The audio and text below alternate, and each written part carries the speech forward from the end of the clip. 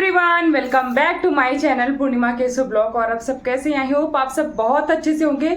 तो हमारे विघ्नहर्ता गणेश जी की गणेश चतुर्थी आने वाली है, तो मैंने सोचा क्यों ना आप लोगों के लिए एक वीडियो बनाया जाए। तो सबसे पहले आप सभी को गणेश चतुर्थी की हार्दिक शुभकामनाएं। आपके ऊपर विघ्नहर्ता गणेश जी की कृपा बनी रहे, इसी मंगल कामना के साथ मैं ये वीडियो स्टार्ट करती हूँ। आज के वीडियो में हम बहुत ही सरल विधि बताएंगे कि गणेश जी को हमें कैसे स्थापित करना है, कितने दिन के लिए शुभ होते हैं, क्या मुहूर्त है, क्या तिथि है, सब कुछ बताएंगे। तो वीडियो को लास्ट तक देखिएगा। और कुछ मैं साथ में आजकल आपको वीडियो और फोटो भी ऊपर अटैच करती जाती हूँ ताकि आपको समझने में बहुत ईजी रहे। इसके पहले कि वीडियो को आगे लेके चले, रिक्वेस्ट है कि वीडियो अच्छी लगे तो सब्सक्राइब कर दीजिएगा और लाइक कर दीजिएगा, फ्रेंड्स एंड फैमिली के साथ शेयर कर दीजिएगा। और मैं गणेश चतुर्थी का भी पूरा लुक लेकर आऊंगी नवारी साड़ी के साथ। लेकिन इसके पहले मेरा तीज का लुक आ चुका है, जो कि आज की लुक से पूरा इंस्पायर है, लगभग वही है।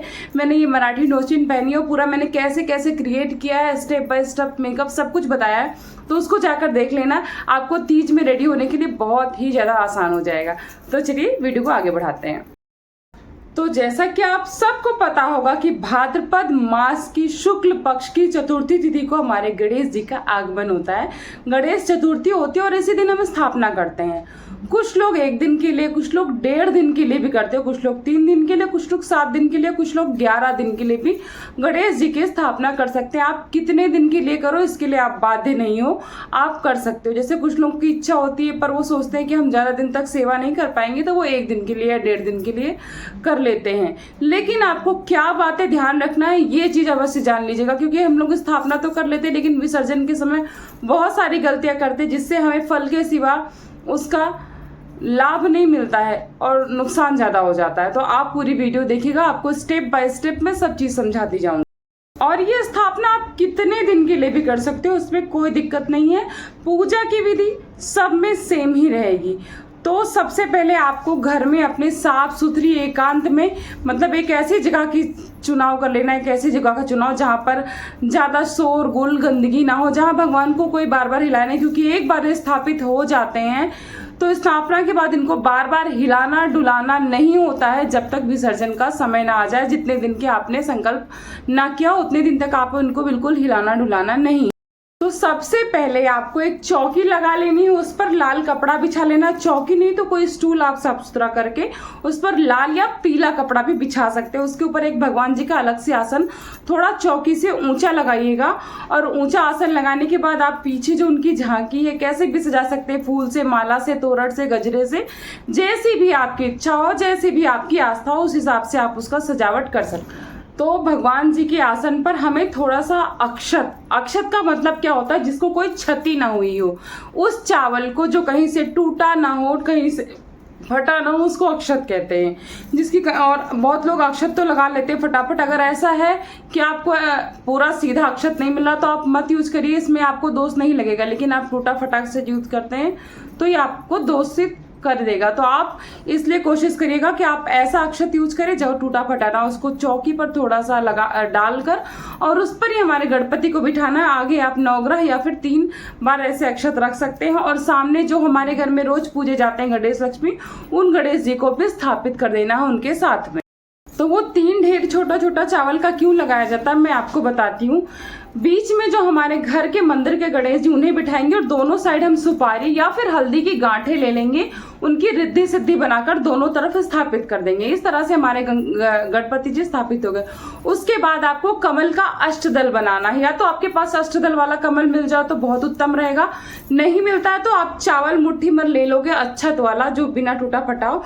उसको 8 बार ऐसे आपको अष्टदल की तरह चारों तरफ फूल की आकृति में बना लेना है। तो जो आपने अक्षत से अष्टदल वाले कमल बनाए, उसमें आप उंगलियों से हल्का हल्का सा फूल की आकृति दे सकते हैं, जिससे वो कमल की आकृति में आ जाएगा। और उसी पर हमें कलश स्थापित करना है। कलश स्थापित करने के लिए आप मिट्टी का कलश या पीतल तांबे का कलश भी दे सकते हैं, लेकिन कलश के कंठ पे आपको कलावा बांध देना है। और उसके बाद उसमें गंगा जल, उसके बाद शुद्ध जल भर देना है। उसमें सुपारी, सिक्का, रोली, अक्षत और कमल गट्टा हो जो बीज आता है तो आप जरूर डाल दीजिएगा।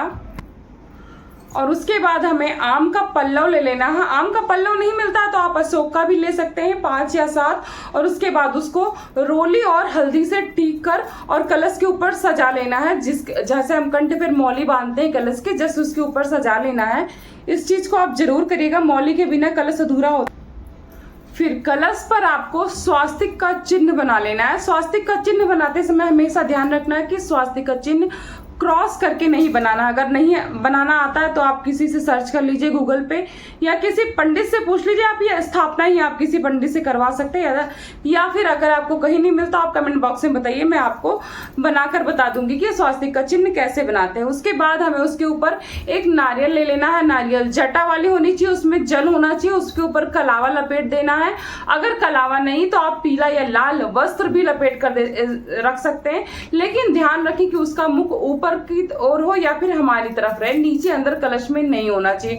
बहुत लोग बोलते हैं कि नारियल का मुंह अंदर होना चाहिए, पर ऐसा कोई शास्त्र में प्रमाण नहीं दिया है। हमेशा यही कहा जाता है कि नारियल का मुंह कलश के अंदर नहीं होना चाहिए, या तो अपनी तरफ रखिएगा या तो ऊपर। और कोशिश करिएगा कि जो मूर्ति है वो इको फ्रेंडली हो, जिससे आपको विसर्जन में ना तो गणेश जी को कोई क्षति होगी ना ही हमारे पर्यावरण को। तो इस तरह से देखिए हमारे गणेश जी, हमारा कलश, हमारे रिद्धि सिद्धि और हमारे घर के छोटे गणेश जी स्थापित हो चुके हैं। अब हमें एक कलश में शुद्ध जल ले लेना है और फूल के माध्यम से या फिर जो आचमनी होती है या फिर आप किसी चम्मच के माध्यम से, वैसे पुष्प के माध्यम से या फिर आम के पल्लों के माध्यम से करें तो बहुत अच्छी बात है। उनको पानी के छींटे दे देना है, सबको शुद्ध कर देना है। और उसके बाद गणेश जी को पटुका यानी वस्त्र उड़ाना है, दोनों गणेश जी को। अगर आप वस्त्र नहीं उड़ा पा रहे हैं या फिर भूल चुके हैं या नहीं है तो आप उसकी जगह पर उनको कलावा भी अर्पित कर सकते हैं वस्त्र के रूप में। और उसके बाद हमें तो आप इत्र लेते समय रोज, गुलाब, चमेली किसी का भी ले सकते हैं, रोज गुलाब एक ही है। तो इस तरह से आपको उसके बाद हमें गौरी जो हमारे रिद्धि सिद्धि है उनके ऊपर भी उनको स्नान कराकर कलावा वस्त्र स्वरूप अर्पित कर देना। उसके बाद हमें हमारे जो है गणपति बप्पा, उनको सिंदूर का टीका बहुत पसंद है। इससे वो आपको दीर्घायु और आपके भाग्योदय होने का आशीर्वाद देते हैं। तो उनको सिंदूर का टीका लगाना है, रिद्धि सिद्धि को लगाना, और कलश और दीपक सबको रोली का टीका अवश्य लगाइएगा।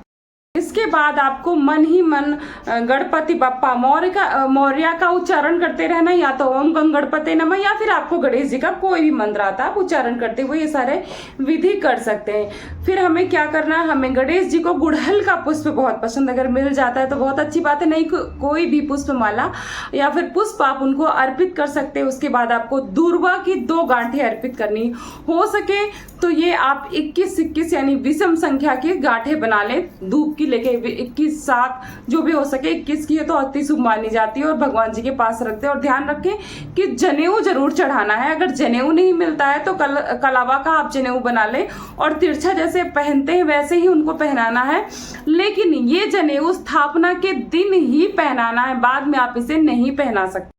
और एक बात मैं आपको बता दूं कि जो दुर्वा होती है कभी बासी नहीं मानी जाती, तो आप दुर्वा लाकर शाम को रख सकते हैं किसी भी पार्क से धो के स्वच्छ करके, और रोज जब तक आपके घर में गणपति जी हैं या रोज की पूजा में भी आप अर्पित कर सकते हैं। तो इस तरह से हमारे गणेश जी स्थापित हो गए। उसके बाद हमें दीपक को, गौरी जी को, कलश को, गौरी जी नहीं, रिद्धि सिद्धि सबको हमें पुष्प अर्पित कर देना। उसके बाद हमें गोला लेना है नारियल का, उसको आधा काट कर उसमें गुड़ डालकर उनको अर्पित कर देना। ये भोग उनको बहुत ज्यादा पसंद है। जो आप नारियल के अंदर गुड़ रखेंगे उसको उनके सामने नहीं, उनके समीप कहीं अगल बगल में रख देंगे। ये पूरा जब तक वो स्थापित रहेंगे उनके पास रखा जाएगा। इसके बाद आपके पास जो भी फल है, जैसे ऋतु फल होता है, आजकल केला आ रहा है, ककड़ी, खीरा और नाशपाती, सेब, जो भी आपके सामर्थ्य में हो लाकर उन्हें अर्पित कर दीजिएगा। उसके बाद उनका सबसे प्रिय भोग क्या है कमेंट बॉक्स में बता दीजिएगा।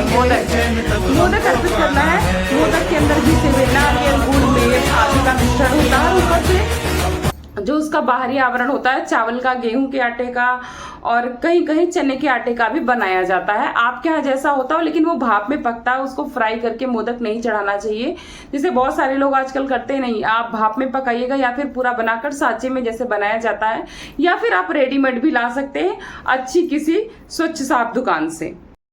तो इस तरह से आपके पास जो भी सामर्थ्य है आप फल, फूल और भोग सब अर्पित कर देंगे। इसके बाद जो है पंचमेवे का भोग अगर आपके पास है तो पंचमेवा जरूर अर्पित करिएगा, और 1 लोटा कलश में जल भरकर एक अलग से रख दीजिएगा, और हाथ में पुष्प और अक्षत लेकर हमें गणेश जी की कथा सुननी है। कथा की वीडियो हो सकेगा तो मैं इसके बाद जरूर डाल दूंगी, नहीं तो आप खुद भी पढ़ सकते हैं या किसी के माध्यम से सुन सकते हैं। तो कथा जो भी स्थापित करते हैं उनको जरूर सुननी चाहिए।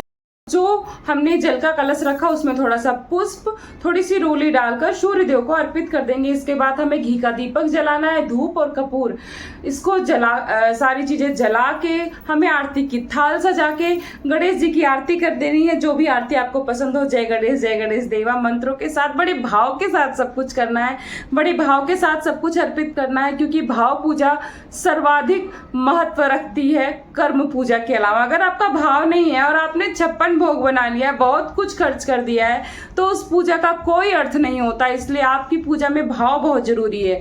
आप सामग्री कम लाएं लेकिन भाव अधिक लेकर आइएगा। भाव कहीं से लाया नहीं जाता, भाव हृदय से होता है, तो आपको भाव पूरा अर्पित करना है अपने भगवान जी को। और इसके बाद हमें 51, 101 या फिर जो आपका सामर्थ्य है उसके अनुसार दक्षिणा ले लेनी है। भगवान के पास ही वो दक्षिणा रखनी है। ये दक्षिणा या तो आप जो है स्थापना के दिन भी रख सकते हैं या तो आप विसर्जन के दिन भी रख सकते हैं। उसके बाद हमें सीधे हाथ में जल ले लेना और 3 बार जहां पर हमने चौकी स्थापित की वार के और उसके बाद वार के छिड़क देना है, और हाथ जोड़कर भगवान से विनती करनी है कि हे प्रभु, आज से आपको हमने अपने घर में स्थापित किया है। इस स्थापना में, इस पूजा में जो भी त्रुटि हुई हो, जो भी गलती हुई हो, हम अज्ञानी हैं, हम नास्तिक हैं, हमें आस्तिक बनाइए और हमारी भूल चूक को क्षमा करिएगा और हमारे घर में विराजमान होइएगा, हमारे घर में जागृत अवस्था में विराजमान होइएगा। आपको भगवान जी से विनती करनी है कि हे प्रभु, हमारे जीवन में सारे विघ्नों को हटाइए, सुख समृद्धि सौभाग्य लाइए। और मैं बता दूं, जो दुर्वा है वो आपको रोज अर्पित करनी हो, दुर्वा बासी नहीं मानी जाती। अगर आप दुर्वा रोज नहीं ला सकते हैं तो आप धूप को धुलकर दोबारा से पुनः अर्पित कर सकते हैं। आप पुष्प को हटा दीजिएगा शाम को पूजा करते समय या फिर जब पुनः पूजा करते हो, दोनों समय आपको धूप, दीप, आरती और भोग करना है। अगर इतनी आपके अंदर सामर्थ्य, इतना समय है तो ही आप अपने घर में गणेश जी को लाएं अथवा नहीं लाएं। और जो हमारे गणपति बप्पा के बगल में रखा हुआ है कलश, जब तक गणपति बप्पा स्थापित है तब तक उनके साथ में स्थापित रहेगा। विसर्जन के दिन उनके साथ ही जाता है। और विसर्जन कैसे करना है उसका प्रॉपर वीडियो अगर आपको चाहिए तो आप कमेंट बॉक्स में बता सकते हो, नहीं तो मैं कोशिश करूंगी कि आपके लिए लाऊं कि विसर्जन हमें कैसे करना है, उसके साथ क्या क्या करना है, हम कहाँ कहाँ विसर्जन कर सकते हैं, हम सबको बताएंगे, सब कुछ बताएंगे। और ये वीडियो यहीं तक रखते हैं क्योंकि ज़्यादा लंबी हो जाती है तो आप सब भी परेशान हो जाते हो देखते देखते। कोई भगा कर देखता है, कोई फॉरवर्ड करके देखता है, इसलिए छोटी छोटी वीडियो रहती तो अच्छा लगता है, आनंद भी आता है। तो आई होप आप सबको ये वीडियो थोड़ी सी जानकारी वाली लगी होगी, अच्छी लगी होगी तो फ्रेंड्स एंड फैमिली के साथ शेयर करिएगा, वीडियो को लाइक करिएगा, चैनल को सब्सक्राइब करिएगा और मेरी तीज वाली वीडियो जरूर देख लीजिएगा। और बहुत सारी प्यारी प्यारी वीडियो आने वाली है। अगर आपको कोई खास वीडियो चाहिए तो आप कमेंट बॉक्स में बता सकते हो, नेक्स्ट वीडियो में वही लेके आऊंगी। चलिए मिलती हूँ नेक्स्ट वीडियो में। गणपति बप्पा मोरया।